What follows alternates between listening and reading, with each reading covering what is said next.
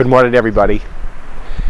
We've had our share of natural disasters in our country, or things that are kind of like natural disasters, and one of those happened on this date, May 31, in 1889 in Johnstown, Pennsylvania, when a big dam burst and the Johnstown flood occurred.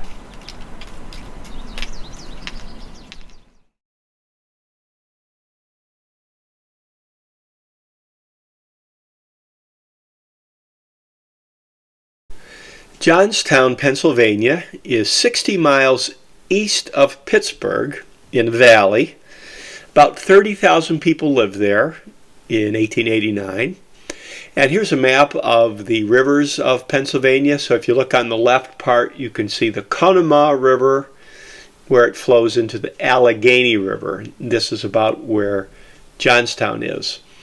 And it's also at the northern end of the Allegheny Mountains, and it's in that mountainous region, so water tend to be channeled into valleys and could catch a lot of force as it went downhill. Now, in the 1830s, Pennsylvania was trying to build a canal across the state, and near Johnstown, you can see that on the map here, they dammed up the Conemaugh River to create water for the canal. But the canal was abandoned as the railroad grew, and the dam was sort of left alone. And here's a picture of the dam before it broke. It wasn't really maintained very well, and people were worried about it, but nobody really did anything. Well, a few days before our event, it rained like crazy. Almost a foot of rain fell in 24 hours, and people were nervous about what would happen with the dam. And on our date, May 31, around 3 in the afternoon, the dam broke.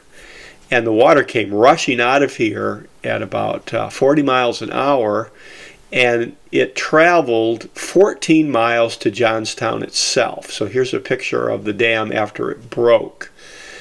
And there had been some warnings about this, but there had been warnings before, so people kind of ignored it. So here's the map of South Fork is in the right inside the circle. Johnstown is on the left. And this big tidal wave basically followed that river valley from right to left. And it was about 14 miles. So it was really, really destructive. Tall buildings where people had gone to be safe were destroyed by whirlpools. Fires broke out as buildings collapsed, and people heated with wood. People burned to death. A child was found miles down the river on a plank. Now this bridge was up, and it acted as a dam for a little while, but then all the debris went around it and increased more damage, and it was just terrible. Over 2,000 people died. A few days later, the Red Cross showed up, and that's Clara Barton in the upper left. This was one of the first big tests for the Red Cross for these kinds of disasters, and we're used to that today, but the Johnstown flood was one of their first things. This is Johnstown a month or so later, and if you look carefully, you can see a lot of vacant lots where these were buildings that were destroyed by the flood. It took 5 years to rebuild. So South Fork, where the dam was, is where the National Historic Site is. That's 14 miles upstream from Johnstown itself. And here is where this building is. This was a fishing club for people from Pittsburgh who had a little society for fishing on the lake, and this is now the headquarters for the National Park Service, but it's one of the few buildings of that time period to survive. Now the dam itself is long gone. That wooden structure you see is a viewing area on one of the abutments of the dam. So if we were standing there years ago, we would be looking over the top of the dam. Here's another view.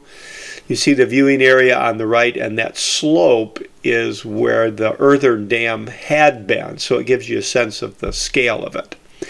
Now in Johnstown itself, this bridge is still up. This is the same bridge I'd had a photo of couple pictures ago. It's been fixed up a little bit, but it's one of the few structures to survive the flood.